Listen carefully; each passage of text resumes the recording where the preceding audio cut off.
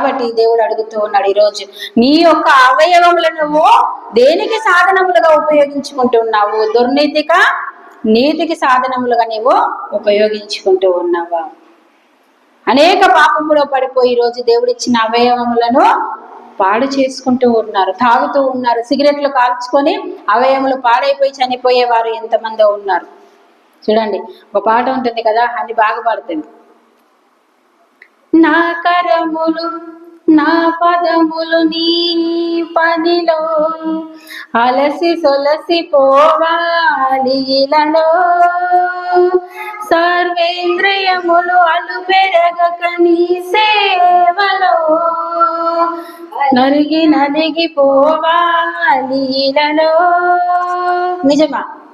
పాడుకోవడానికే కదండి ఇంత ఇష్టము మనకి పాట అంటే. అని పాడుతూ ఉంటే చాలా మంది అంటారు, వందన రాలే ఈరోజు, వందనకి చాలా ఇష్టం, ఎక్కడ కనబడ్డా అని పాట పాడవా అని అడుగుతూ ఉంటది.